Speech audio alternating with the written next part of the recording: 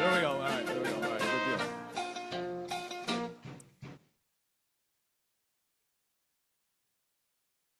All right, we're right at 6:17, so we're right on time. So I'm excited to bring out our speaker this morning. I want you guys to all please join me in welcoming John Trautwein. John's story is a remarkable reminder of it doesn't matter where you start, it matters where you finish. You graduated Barrington High School in 1980, right? Going through some of the, my research that I do, it's always more helpful when a guy has a Wikipedia page or whatever. But when you grew up in Barrington, it said that you played 4 years of Little League, you never won a game. Is that true? I think I saw that in one of your, and then you were on the American Legion team that won the state title, right? And you were the 18th out of 18th player on that team? Okay, all right, or pretty close to it. So by his own account, success did not come easily. Like I told you, he never won a single Little League game and was one of the last players on that American Legion team. So many people probably would have heard that or looked at that, not predicted a man that would make it all the way up to Major League Baseball. So that's really cool. His story is one of perseverance, purpose, and impact. He played, like I said, for the major leagues. He made it with the Boston Red Sox in that 1988 team, the team that won they made it to the American League Championship Series. After an unlikely journey from Northwestern University, where he was a team captain, also a chemistry major, right? And I can't imagine, if you go to chemistry at Northwestern, you're probably a pretty smart guy. So credit that Barrington education, right, John? And he made it all the way through the minor leagues. The story of like you working in the off season and everything else during the minor leagues, I mean, that was incredible. Baseball runs deep in his family. His father and brother also played professionally, and his son Michael was later drafted by the Cincinnati Reds. Following his baseball career, John built a successful business career, but his life changed forever in 2010 when his 15-year-old son, Will, died by suicide, forced with unimaginable loss. Him and his wife, Susie, transformed their grief into a mission to help others. Together, they founded the Will to Live Foundation. It's an organization dedicated to teen mental health and suicide prevention. Through the foundation, he's spoken to hundreds of thousands of students, parents, coaches, educators, sharing this message of hope, connection, and importance of what he calls his life teammates. He's widely recognized as a powerful speaker for mental health awareness, and it's a leader who has turned personal tragedy into life-saving work, and just incredible stuff, and sharing just how God's faithfulness through all that time has really impacted him to help others. So please join me in giving him a very warm welcome to the stage. Thank you, John. Thank you so much. It's a gift to you, too. We give to every speaker. Great, thank you. Thanks, Aaron. Well, good morning, guys. It's it's great to be here. I'm just very impressed that you guys are up here 6 o'clock in the morning, bushy-tailed and bright-eyed and ready to go, and it's an honor to be here. And just 2 weeks ago, I lived down in Atlanta, and a customer of mine, I'm in the IT space, so I've been in sales and marketing all my life, and I'm the chief customer officer of a company down in Atlanta. And one of my biggest customers is HPE, and he says, "Hey, John, I'm coming to Atlanta. I'm going to have dinner with a good buddy of mine who runs a foundation, good Christian man, and I really want you to meet him. Will you join us?" So I said, "Sure." So I drove, I don't know, an hour, and we went to Kennesaw, and we go into this place, and I got there early, and there's this elder gentleman. He looks at me and goes, "John?" And I said, "Yes, good news. Walter Jordan." And I shook his hand, and we sat and talked, and my customer showed up, and we're talking, and he said, "So tell me where you're speaking next." I said, "Well, actually, my next one's up in my hometown in the Chicago area." And he goes, "No way." I said, "Yeah, there's this wonderful group in Barrington where I grew up." He goes, "Not the Barrington Men's Foundation, is it?" I'm like, "Yes, it is." He goes, "I spoke there." So he told me to tell you guys hello and God bless you and all that. So it was very fun. So yeah, so great to be here. And I want to shout out to my life teammate, Mike Shackleton, who's been talking about you guys for a long time. And so it's really fun to be here. And so for the next 30, 40 minutes, guys, I'm going to take you on my journey, really for the past 15 years, and I'll weave in some things from before that. But it's a journey of hope. And my goal today is I hope that you guys walk away with, that one thing takeaway. You walk away with a nugget. And it's about the power you have to deliver hope to the relationships in your life. What I have discovered over these past 15 years, that it is all about the relationships. You know, God's greatest gift to me, other than his son, are my friends. And the love and the kindness and the support that they've given me. And I just never really realized how important it would be. So if we could advance the slide, I'll quickly introduce my family. Like I said, we're in Johns Creek, Georgia, just north of Atlanta, if you know Atlanta, the Alpharetta, Norcross area. My lovely wife, Susie, 4 kids, Will, Tommy, Michael, and Holland, and just a happy home. Susie and I have a great marriage. She's nuts about me. Don't tell her I said that, Shaq. And I am definitely nuts about her. And you know, she's from the Philadelphia area, and we got to Atlanta about 30 years ago now. And she's the real athlete in the family, right? So, you know, after Northwestern, I got signed by the Expo. So it's always fun to hear about Gary Carter. And got to play those 7 years of pro ball. If you guys Google me, you'll be disappointed. I wasn't that good. But I had a lot of fun, and I had a lot of teammates. And I had a lot of teammates in a really intense setting, right? When you're playing the Division I college, and you're playing high school championship games and Division I college games, and then you go into pro ball where it's your job, and then you're in the playoffs, and you're in, you know, there's 30,000 people booing you in the stands. It's intense. And so the teammate bonds that you form are pretty deep.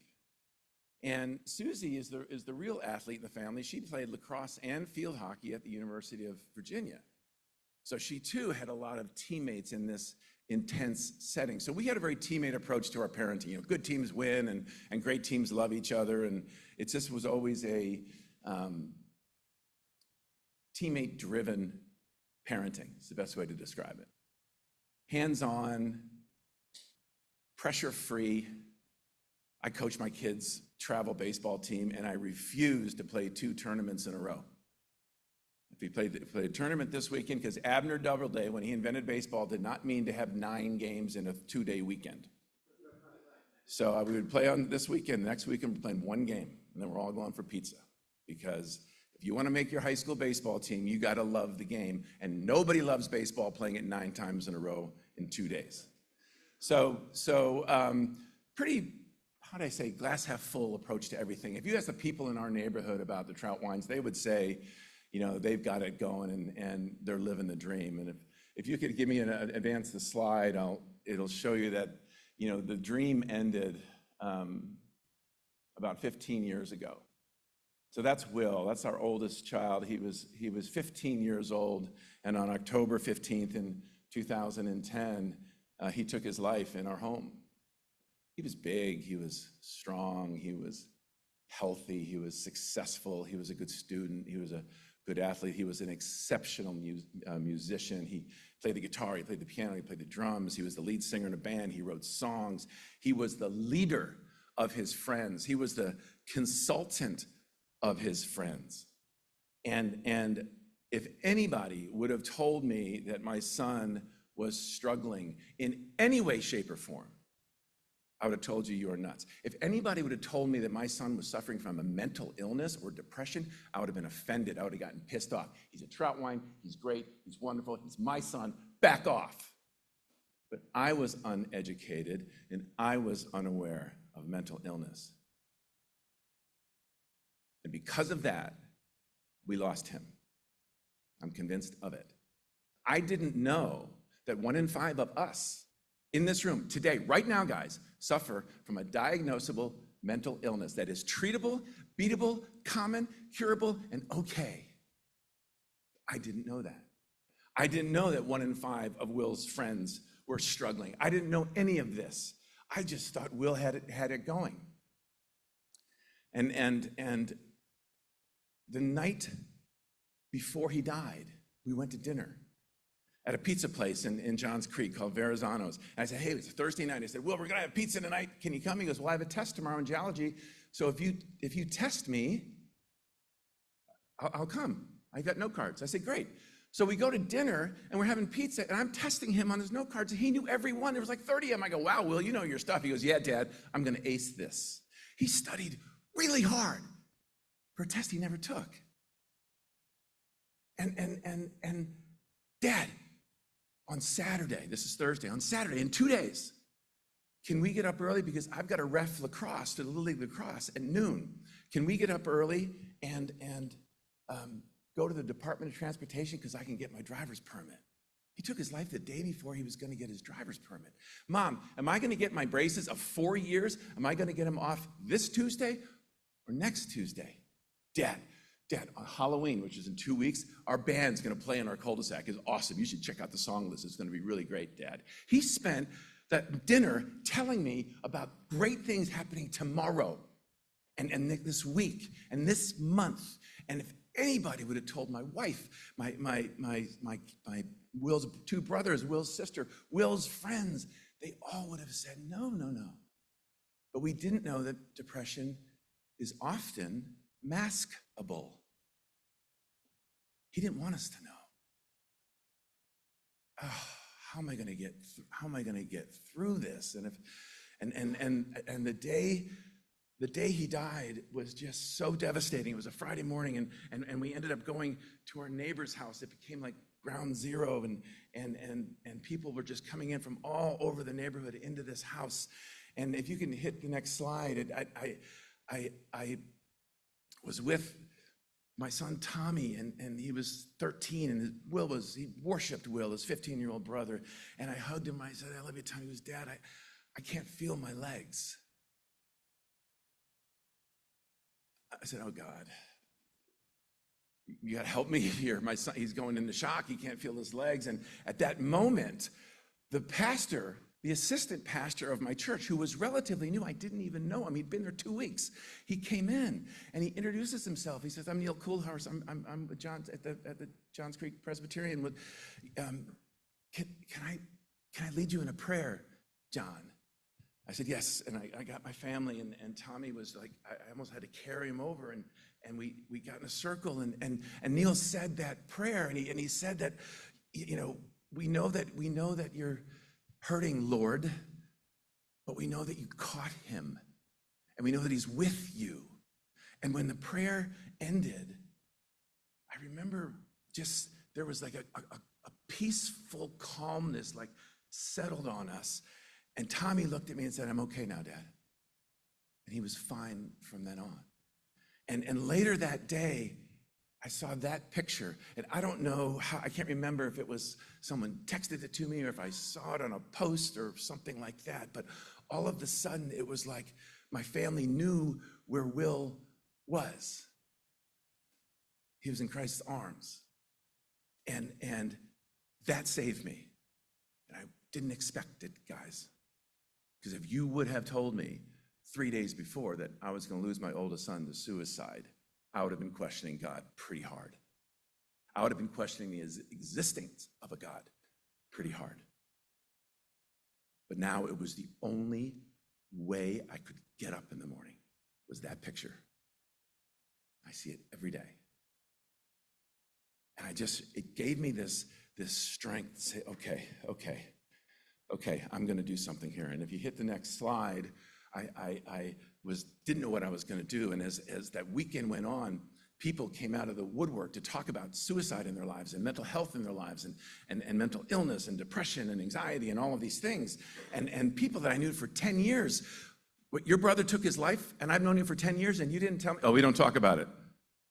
We don't talk about it. What do you mean you don't talk about it? We don't talk about it. And I remember thinking, no one's talking about it. Will didn't talk about it. His friend, no one talks about it. The stigma, you put the word mental in front of anything, and all of a sudden it gets a little dicey. And this mental illness, and no one talks about it. So therefore, nobody knows that every 13 minutes in America, somebody takes their lives, and every 2 hours in America, a teenager takes their lives. And that was 15 years ago. It's worse now. 1 in 5 of us are struggling. 1 in 10 of the college kids that we know have already thought about how they're going to do it. Nobody knows this, and I didn't know this. And maybe if I knew it, I would have done something different. Maybe if Will knew it, he would have done something different. Maybe if Will's friends knew, he would have done something. And I just remember, what am I going to do? How am I going to do this? How am I going to get my other 3 kids to talk? So if you can advance to the next slide, it's the next day. Oh, is there a way to back that up? there's animation to it. So no, that's okay. Go back to the one with all the teammates. So sorry about that. There's an animation in this, and what I didn't know is how am I going to get people to talk? So I'm standing in the church at his funeral, giving the eulogy to my son, something that no dad should ever have to do. And I pray to God that you guys never have to do this. And on the left-hand side of the church, and by the way, we couldn't even have it in our own church. We had to go to the Baptist church because there was over 2,000 people there. The whole left-hand side was Will's teammates in their lacrosse jerseys. And I remember talking to them saying that Will was the type of kid that truly rejoiced in the success of his teammates. He did not care to score the goal. He was happy to get the ground ball. He was happy to make the good pass. He was happy to make the good block. He was happy to do the sacrifice bunt that enabled the next guy to hit the game-winning hit. He truly, it was a wonderful trait. And I'm a pretty competitive guy. I was a pitcher. Give me the ball. I'm the ball. Everything revolves around me. It's all about me. Will wasn't that way. And it was wonderful about him. And that's why he had so many friends, and they loved him so much. And while I'm telling him this, I started picking out my friends. Mark Savard was there. Mark Savard was the other guard on Shaq's and my 7th grade basketball team. I hadn't seen him or spoken to him in 30 years. And 2 days later, he's in Atlanta from where the heck he lives up in upstate Wisconsin to be there for me. I started picking out Tick and Fife and Fran and all of these friends of mine had come from all over the country in a moment's notice to be there for me. And these were like my life friends. Like every groomsman in my wedding was there. Every godfather to my kids was there. All of Susie's bridesmaids were there from all over at the drop of the hat. And it made me realize something. I met these guys when I was Will's age. Will had already met some of life's greatest friends. And had he known that all of us struggle, had his dad created a culture in his home where it was okay to not be okay, maybe he would have talked about it. And I remember I'm giving the eulogy, and I'm thinking this, God is hitting me hard in a really weird way right now because I'm speaking, and in the back of my mind, I know what I'm going to do. All of my life teammates are there. There's a picture here. This is my freshman football team at Barrington. This is my senior baseball team at Barrington. Behind the Northwestern one is the basketball team where Shaq and I were on. And there were guys from all over there. This is Joe Girardi. He was the manager of the New York Yankees at the time. He called me at 5:15, right when the funeral ended, and he said, "Trout, I'm so sorry I'm not there." I said, "Joe, I didn't expect you to be there. Isn't it the AL championship game tonight?" He goes, "Yeah, they're about to play the national anthem. I'm in the dugout." Life, friends. Life, teammates. I now knew what I was going to do. If you hit the next slide, I was going to create this, go back one. I was going to create this foundation where I get kids to recognize the love and the hope, and most importantly, the understanding that they have in their friends sitting next to them in the dugout, in the sidelines, in the classroom, in the youth group, in the Bible studies, whatever it might be. And I thought about this. Who better understood Will, what it was like to be a freshman in high school, than another freshman in high school? Who better understands what it's like a senior being in high school right now trying to get into schools? Me? No, another senior. Who better understands what it's like to be a guy like me, 63 years old, trying to figure out how the heck I'm going to retire? What if I live to 90? My dad lived to 90. How am I going to live to 90? How am I going to afford that? Who better understands that? My kids? No. My wife? Kind of. But another poor slob 63-year-old who's trying to figure out how he's going to retire. We all relate to each other in a way. These kids get each other. That's how I'm going to get them to talk. I'm going to create a foundation that raises awareness by teaching kids that true understanding is sitting right next to them. Talk to each other, be there for each other. You still have to do it, but be there for each other. And it kind of took off. Who are your life teammates, and do they know? When was the last time you guys called the groomsmen in your wedding? I call them every year on my wedding night. I call every one of my groomsmen, and we do a group text. I never did that before Will died. And the group text goes on for sometimes 2 days. We're trash talking, and we're giving each other a hard time. Remember this, remember that. And I say, thank you for being in my life. You're one of God's greatest gifts to me. And I just thought, this is such a great message. Who are your life teammates, and do they know? And wouldn't today be a great day to tell them? And maybe if you really have the guts, why don't you tell them that you love them? Because there's not a whole lot of love going on right now. And it took off, and people kept asking me. I was talking to teams, I was talking to FCA groups, I was talking to churches and little leagues and high school teams and student bodies and youth groups, and this concept of life teammate not only took off, but it made me understand something. And if you can go to the next slide, when I talk to kids, this is the most important slide I show them. I was looking at Will's life through my 1980 eyes. I should have tried to look at Will's life through 2010 eyes. And I realized, and I thought about the day in their lives, they have it really hard. This sucks right now. And not one time in Will's life did I ever say to him, wow, this is hard, dude. I didn't have to do this. I was always positive. I was glass half full. Dude, this is so great. Look at these stadiums. Look at these fields. You're going to go in a lacrosse tournament, and you're only 12, and we're going to go to Charlotte, and you're going to stay in a hotel with your teammates. I didn't get to do that till my junior year in high school. This is awesome, Will. This is great. This is so cool. 5 days. There's a whole chapter in it in the book. 5 days before he died, I stopped the car and asked him if he would switch with me. Can I be you? He's like, why? He's like, oh, Will, this is so fun what you're going through. I'm so excited for you. This is going to be so great. And he smiled at me. I thought I was on my way to getting Father of the Year. I was there. I was positive. But I wasn't understanding. And as a result, he didn't talk to me. He knew what he would get. Because we don't like to see our kids not okay. We have to fix it by dinner.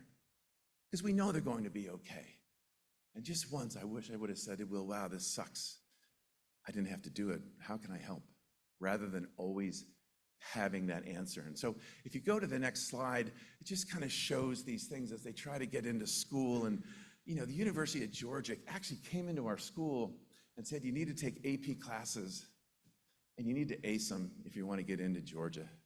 Because there's this Hope Scholarship down in Georgia that the lottery funds. And if you have a 3.5 grade point average, you don't pay tuition. You go to college for free. So getting into Georgia for a Georgia student is harder than getting into Ivy League. Unbelievable. Straight A's kids getting into Yale, not getting into the University of Georgia. Are you kidding me? Because there's quotas. Oh, we can only take 10 from each high school. So these kids are studying their minds out, and they can't get into school. And I say to these guys, all right, I'm going to tell you a story, guys. I went to Northwestern University, one of the finest academic institutions in the land. Every single boss that I have ever had in my life did not go to a school as academically prestigious as Northwestern. And you know what? Every single one of those bosses deserved to be my boss. Do you know why? Because it's not the school. It's you. They're all good schools. It's you. It's you. And I say, I interview people all the time for jobs. And not once have I ever asked, so what did you get in AP Lit your junior year at Barrington High? I don't ask it. I try to see how they shake my hand. Okay, did they go to college? I'll try to look. If they went to Big Ten, good, I can talk Big Ten to them, right? But I can't tell their sense of urgency. I can't tell if they're going to take ownership. I can't tell if they're going to come in early, stay a little bit late. I don't know what kind of a team player they are. I've got an hour interview. This is hard. So guys, I want you to remember that when those rejection letters, I'm talking to high school kids, when that rejection letter comes out on April 15th, remember me. It's not the school, it's you. They're all good schools. And then I think about baseball, and I'm like, I stood on the mound at Fenway Park in a Red Sox uniform. I don't make Barrington High School's team growing up today. Because when I was 10, I was kind of a dork, and I wouldn't have made the travel team. Career over. I didn't have to deal with it. The world was The world's become much younger, and the world's become much more competitive. And back in 1972, when I was 10, there was no travel teams. And I could gain 100 pounds and grow 6 inches during my high school career. I got my scholarship to go play Northwestern in like April of my senior year. Kids have to commit now before their junior year even starts. It is so different, and I never thought of this. And this whole time, while I was telling Will, isn't this awesome, isn't this great, society was just hammering him. And then I think about this.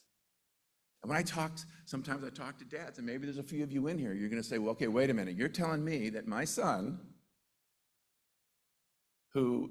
has it harder than I did. I walked to school each year with no shoes and no socks, uphill in the snow and all of that. And my son got his first car when he was 16. I got mine when I was 21. You're telling me that my son has it harder than me? I said, yeah. Because, Dad, you didn't have this, did you? And he says, no. And I said, I just won. Our kids wake up today knowing that if they fumble, every person they've ever met is going to know about it by lunch. I didn't have to deal with that. People say, what's the difference between the big leagues and the minor leagues? When I gave up a home run in Pawtucket in AAA for the Red Sox, all 307 people in the stands booed me and knew that I sucked, right? When I gave up a home run in Fenway Park, there was 35,000 people booing me. It was the ESPN play of the game. I showed it 100 times, and it was in every single newspaper the next morning. Welcome to 2010 and beyond. When Debbie Feeker dumped me, my freshman year in high school, nobody tweeted it. By the way, she regrets that. I know. Don't tell Debbie I said that, okay, Mike? But it's one of those things that the whole world knows. Will found out that his girlfriend broke up with him because it was in Facebook. 2010, there was only Facebook. That's a tough way to find out that your first love doesn't love you anymore. But I was there. I dried the tear from his eyes. I told him about Debbie Feeker. I said, it's going to happen. You're going to have other girlfriends. It's going to happen. Look, it happened to me. Look at your mom. She's hot. And he laughed. And again, I'm Father of the Year Award again. I'm here. I'm making him laugh. I'm there. You're going to be fine, Will. You're going to be okay. I'm not fine, Dad. I want to die.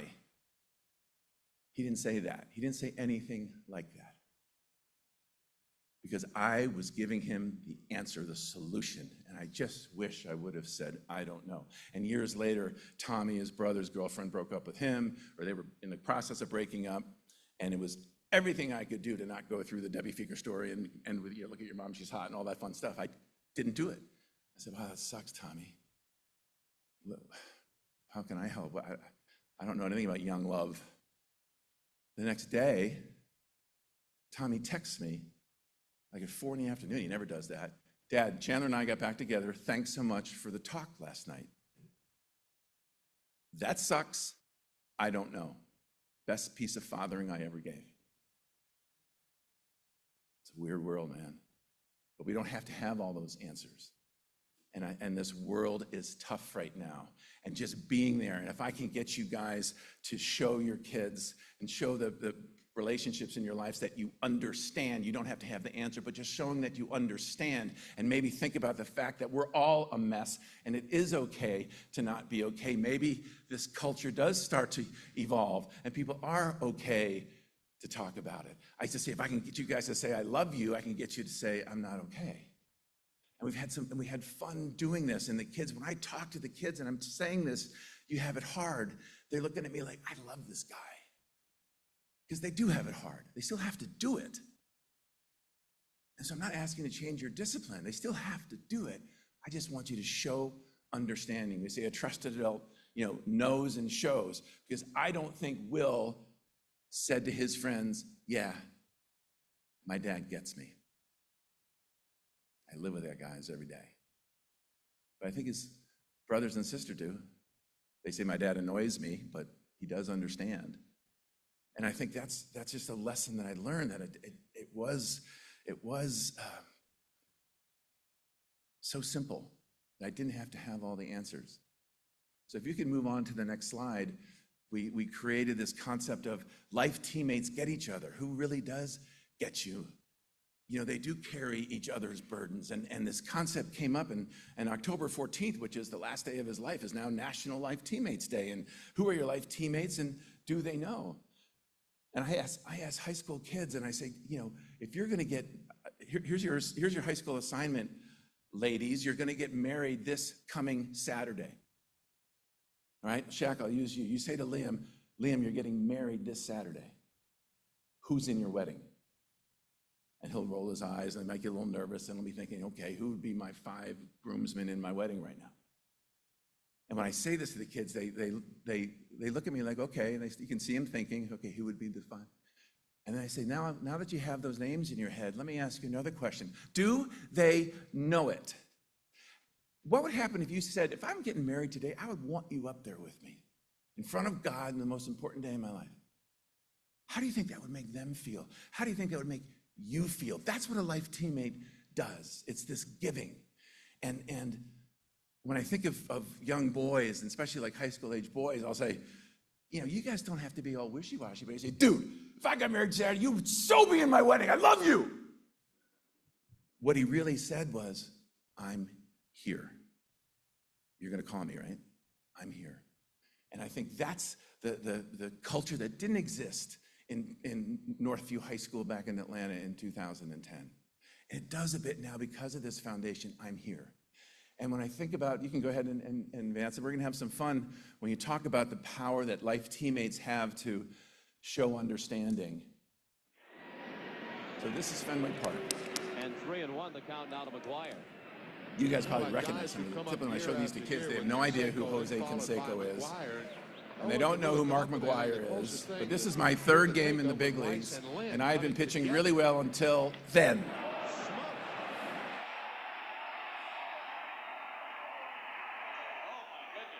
Oh my goodness, Sean McDonough, the announcer says. There I am. Dang, I wish I was in front of the BMF group right now and not listening to this. Look at how skinny he is. I can't even blame steroids. So, it went over the Green Monster. It went over the netting above the Green Monster. It went over Lansdowne Street on the other side of Fenway Park. It went over the bars on the other side of Lansdowne Street, and it landed on the Massachusetts Turnpike, and I am not kidding. You're looking and listening to the guy who gave up the greatest and longest home run unofficially in the history of Fenway Park. Thank you very much. Okay. Yeah. That sucked. There was no bright side of the road about that. That was a bomb. It was the ESPN play of the game. They did talk about it for days. I remember 6 weeks later, Bo Jackson hit a home run off an oil can board that literally hit the scoreboards. It was still going up. And I'm in the bullpen. I said, guys, do you think that was far? No. So the next day, I have lunch with a guy named Al Tickey. Al Tickey grew up here in Barrington. His brother Paul is one of Mike's and my best friends. And Al was sort of like my spare big brother. He goes, John, thanks for leaving tickets. It was he and 3 of his colleagues, and I left him tickets to the game. And he goes, I know you're upset. And he said, is it fair to say that when you were playing ball in my backyard, you dreamed about striking somebody out in the big leagues? I'm like, what? He goes, you heard me. I'm like, okay, yeah. He goes, John, you did that last night, and I was there. I saw my little brother's best friend achieve a lifelong dream in a Boston Red Sox uniform in Fenway Park. You achieved something that nobody I have ever met in my life has achieved. I was so happy for you. And I said to him, I did? I was so obsessed with the negative in my life that I had missed something. And if you hit that, just think if you hit the space bar, both of these things were playing. I was so obsessed. I went to the video room and I looked at I was so obsessed with the home run on the left that I completely missed something really special on the right.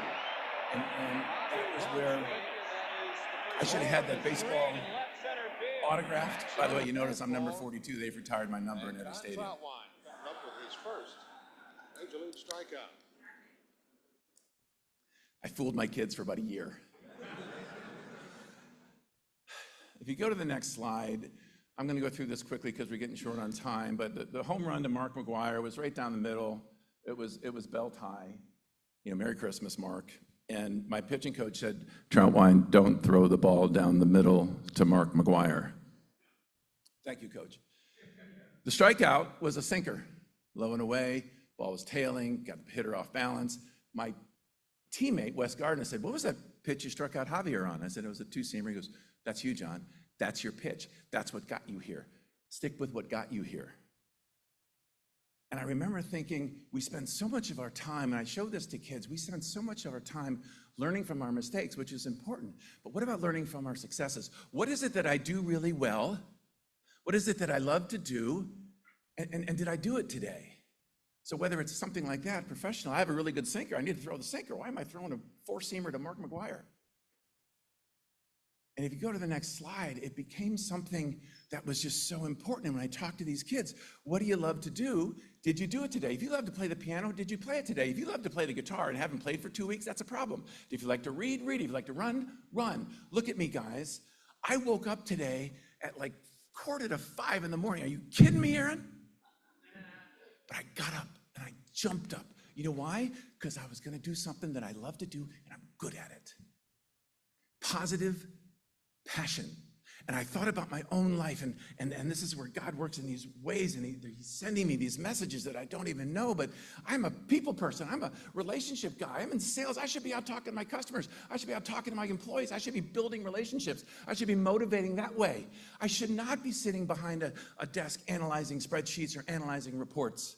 I'm good at that, but I don't love it. And apparently, guys, there are people that love analyzing reports and looking at spreadsheets. So I started to hire people who love that stuff, and I put them in positions where they are using those God-given talents or those unique abilities. Because if you don't do these things, if you don't give yourself your me time, life does get in the way. And the me time can be so many different things. Prayer, for sure. Right? You go a couple of weeks without praying, you're like, oh man, I'm a mess.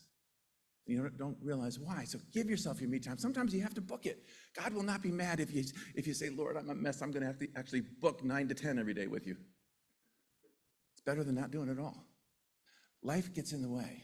So this concept of finding the good and did you do it today is so important. And it made me excited. And if you go to the next slide, you know, this 10% of life is what happens to you and 90% is how you react to it. And when Will died, all of the kids started, he wore number 13, and the banter was remember 13 and love each other.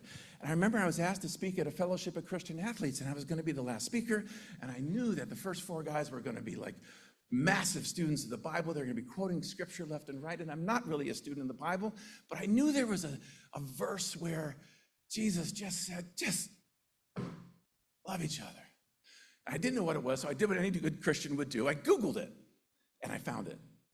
And it was John 13. It was the Last Supper. He knew he was never going to be with these guys again. This is the last thing he's going to say to them, the most important message he can give. He didn't say work hard. He didn't say come early. He didn't say stay late. He didn't say, go into politics. He didn't say lobby the government. He said just love each other.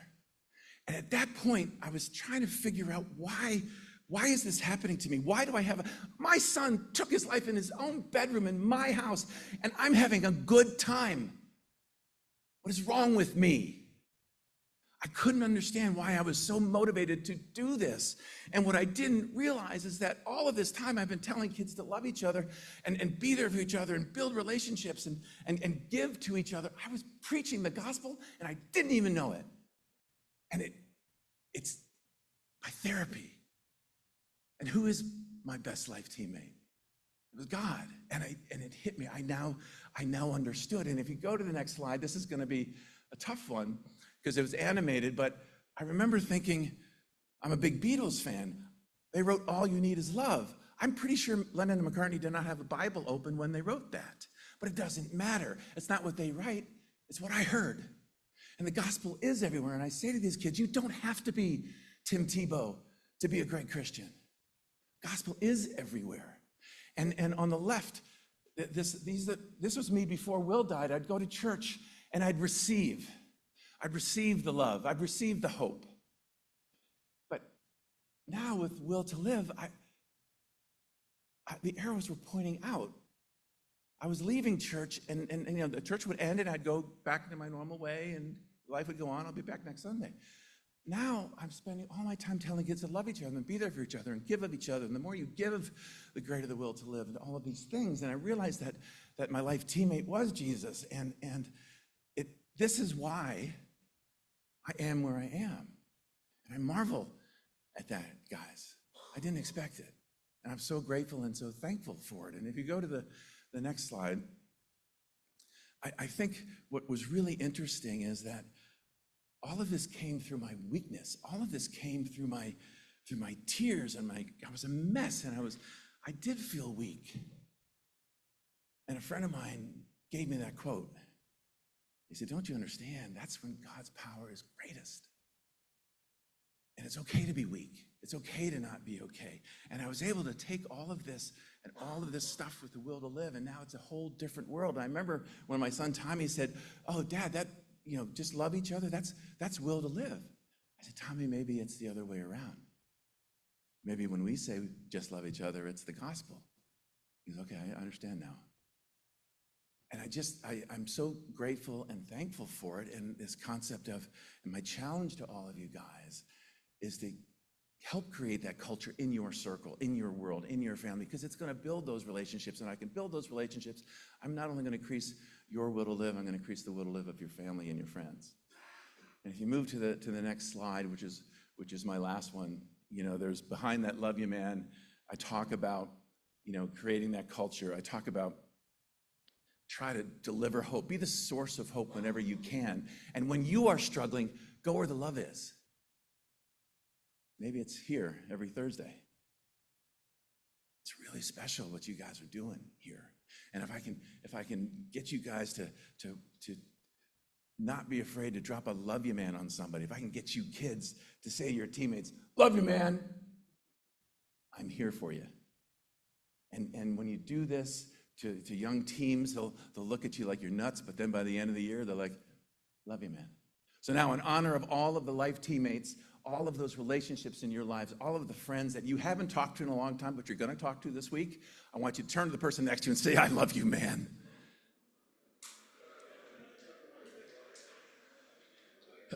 When I do this to high school kids, it's literally 5 minutes before I can get them to settle down. They're hugging each other. I'm like, "I just told you to say I love you, man. You're hugging each other, but don't you understand what you just did and what God has taught me?" And I should have known this, but I didn't. I always thought the benefactor of the "I love you" was the receiver. Now I really think it's the giver. Drop a "love you, man" on somebody and you'll feel better. And if we can do things like that in this craziness of the world we have, can you imagine if the world all started doing that? And we listen and we're a little bit more empathetic and we understand each other and we approach life in a different way. Talk about Christ-like. Guys, it's my pleasure and my honor to have been here today. If you go to the last slide, as I go through this, my goal is fight the good fight. Go ahead and finish it. And never lose the faith. And that's kind of been my motto these days. And I think if I can keep doing that, I know that Will would be proud of me. And that's my goal. So thank you all very much. I love you guys. Thank you. I love you, man. Love you, man. Thank you. Yeah, well done, well done. Like I said, I love you, man. That was fantastic. Good stuff. What an encouraging message to hear this morning. I know that was really special. Thank you, John, for sharing that with us. You said just one nugget. I can think of just many things right off the top of my head, especially at the end where you said, what was it, St. Francis of Assisi said in evangelizing to share the gospel and use as little words as possible. And that starts with love, right? And just loving others. So I love that quote. We're going to wrap it up here. We're right on time, but I just want to put a few prayer requests in. One we had that came in this morning, that was from Steve Wang.